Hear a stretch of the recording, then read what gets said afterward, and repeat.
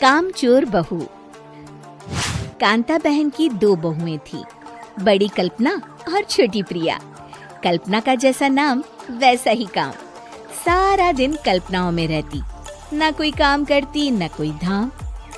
अरे कल्पना बहू, जरा अच्छी सी चटनी पीस दे, आज कुछ मजेदार खाने का मन है।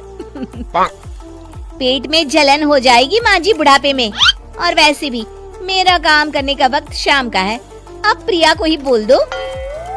इतना कहकर कल्पना वहाँ से चली जाती है। कांता कल्पना के ऐसे रवैये से काफी परेशान रहती हैं। मैं बना देती हूँ माँ चटनी। ऐसा बोलकर प्रिया माँ को चटनी बनाकर प्लेट में खाने को देती है कि तभी वहाँ कल्पना आ जाती है। अरे वाह चटनी, जरा चख कर तो देखूं, बड़े दिन हो गए। अरे नहीं बहू, तू तो रहने ही दे चटनी खाना, पेट में जलन हो जाएगी।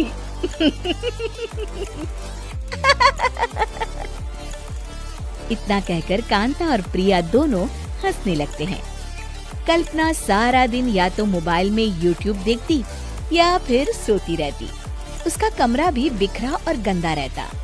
एक दिन कल्पना का पति अशोक उससे कहता है, अरे कल्पना, जानवर भी उस जगह को साफ कर लेता है जहाँ वो बैठता है, तुम तो इंसान हो, कैसे इतने गंदे कमरे में रह लेती हो? देखो सारा सामान यहाँ वहाँ बिखरा पड़ा है। ज्यादा अपनी माँ का बोल ना बोलो। हाँ, कमरा तुम्हारा भी तो है, गंदा लग रहा है तो साफ कर लो। पता नहीं तुम्हारे साथ मैं कैसे जिंदगी बिताऊंगा। इतना कहकर अशोक वहाँ से चला जाता है। कल्पना बस खाना खाने कमरे से बाहर आती और फिर से कमरे में चली जाती। इससे कांता बहन काफी परेशान रहती। एक दिन प्रिया कांता से कहती है, माँ, मैं सारा दिन काम करके थक जाती हूँ, आप कल्पना दीदी से कहिए ना कि सुबह और शाम का काम बांट ले। मैं तो अब सिर्फ एक वक्त का ही काम करूँगी। हाँ। अरे तू वो भी ना करना, एक बहू तो कामचोर थी ही, दूसरी भी आ गई काम ना करने के बहाने लेकर। तभी वहाँ प्रिया का पति रमेश आ जाता है। माँ, मैं देख रहा हूँ भाभी कोई काम नहीं करती, प्रिया सारा दिन घर और रसोई का काम करती है, अब कुछ करो ना माँ। कांता मन में कुछ सोचती है और कल्पना के पास जाती है। कल्पना फोन पर मेकअप करना देख रही होती है। कल्पना, तुम सारा दिन बस मोबाइल देखती हो, घर का कोई काम भी कर लिया करो। प्रिया सारा दिन काम करके थक जाती है। आज से मैंने फैसला किया है, एक वक्त का काम तुम करोगी, सुबह का खाना तुम बनाओगी और रात का प्रिया।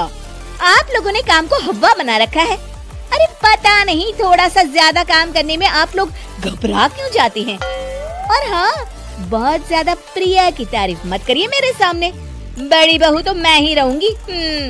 मैं कुछ नहीं जानती, कल सुबह मुझे वक्त से खाना चाहिए, रसोई में आ जाना, वरना कल से तुझे खाना नहीं मिलेगा। अगली सुबह कल्पना रसोई में नहीं आती है। वो देर से सोकर उठती है और बाहर आकर कहती है, अरे भूख लगी है, आज खाने में क्या है? इतनी देर हो गई, आज किसी ने मुझे उठाया भी नहीं, पता नहीं कहाँ है सब।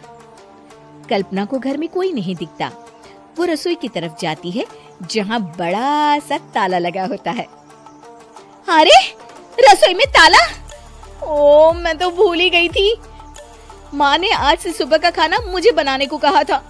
हे भगवान, इतने लोगों का खाना बनाना क्या आसान है? तभी घर के सारे सदस्य बाहर से वापस आते हैं। वाह माँ जी, मजा आ गया छोले भटूरे खाकर। मेरे मुंह में तो अभी भी स्वाद आ रहा है। अरे कल्पना, तेरे भरोसे रहते तो हम तो भूखे ही रह जाते। कल्पना को बहुत गुस्सा आ जाता है। अब बहुत हो गया, आज से मैं अपनी रसोई अलग कर रही हूँ, मैं अपना खाना खुद बना लिया करूँगी। कल्पना अपनी रसोई अलग कर लेती है, पर आए दिन उसका देर से उठना और काम न करने की आदत से वो भूखी ही रह जाती थी। उसी के सामने घर के लोग अच्छे अच्छे पकवान खाते और कामचोर कल्पना को जैसे तैसे ही खाना बनाकर खाना पड़ता। पर एक दिन तो हद ही हो गई। माँ, दीदी आज सुबह से कमरे से बाहर नहीं निकली, हमें जाकर देखना चाहिए। सो रही होगी कामचोर कहीं की। पर तुम कहती हो तो चलो देख लेते हैं उसे। कल्पना कमरे में पेट पकड़कर बैठी होती है। हाय मेरा दर्द, पेट दर्द के मारे मर रही हूँ मैं।